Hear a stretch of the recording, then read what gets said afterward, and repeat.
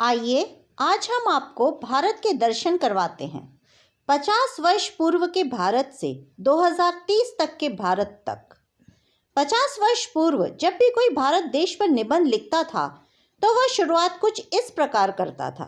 भारत एक गरीब देश है जहां 90% जनसंख्या ग्रामीण क्षेत्र में रहती है। जब हम अपने समय में यह निबंध लिखते थे तो हम लिखते थे कि भारत एक गरीब विकासशील देश है जहां 70% लोग ग्रामीण हैं। अतीत को ध्यान रखते हुए अब हम आज पर चर्चा करते हैं। यूनाइटेड नेशंस ने जो डाटा दिया है उसके अनुसार दुनिया की 4 लार्जेस्ट इकोनॉमीज यानी कि 4 सर्वश्रेष्ठ अर्थव्यवस्था की लिस्ट है जो कुछ इस प्रकार है। चाइना, यूएसए, इंडिया और जापान। भारत तीसरे नंबर पर है। गौर करने वाली बात यह है कि इस लिस्ट में यूरोप का नाम नहीं है। यह लिस्ट किसी भी देश के पीपीपी यानी कि परचेजिंग पावर पैरिटी के आधार पर यूनाइटेड नेशंस ने जारी की है। यह हम नहीं कह रहे कि यूनाइटेड नेशंस द्वारा जारी लिस्ट बता रही है। 2020 में वर्ल्ड वेल्थ रिपोर्ट के अनुसार भारत दुनिया का छठा संपन्न देश है जिसकी संपत्ति 8.2 ट्रिलियन डॉलर्स की है। आज से 8 साल बाद हम 2030 में प्रवेश करेंगे।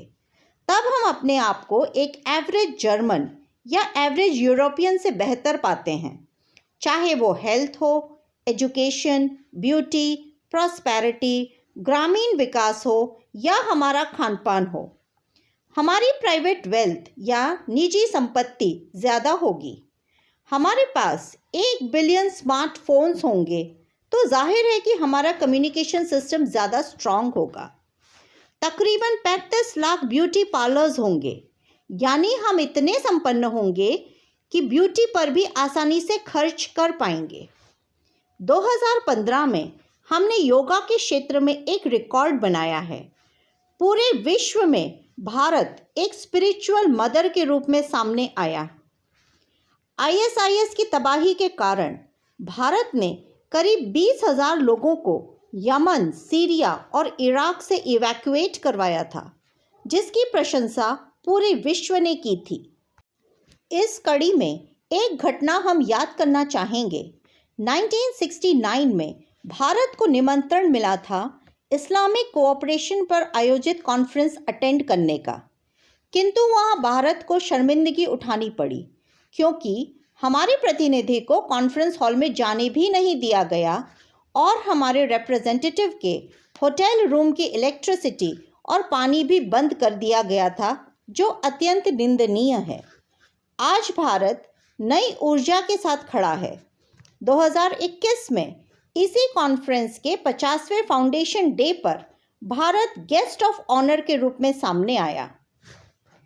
2020 में यूनाइटेड नेशंस की विभिन्न एजेंसियों ने रिपोर्ट जारी की जिसमें दुनिया की सबसे पावरफुल मिलिट्री की लिस्ट जारी की गई, जो कुछ इस प्रकार है। यूएसए, रशिया, चाइना, इंडिया, यानी कि मिलिट्री रीबैलेंसिंग में भारत चौथे पायदान पर है। दुनिया में सबसे खतरनाक बीमारी है डिप्रेशन। दुनिया की एक बहुत बड़ी जनसंख्या डिप्रेशन नामक बीमारी से ग्रसित है, परंतु वहीं हमारा भारत पूर्ण आत्मविश्वास यानी सेल्फ कॉन्फिडेंस से खड़ा है और आगे बढ़ भी रहा है। ऐसा नहीं है कि भारत पर मुसीबतों का पहाड़ नहीं टूटा है। कुछ भारत पर आई विपदाओं के बारे में हम आपको बताते हैं।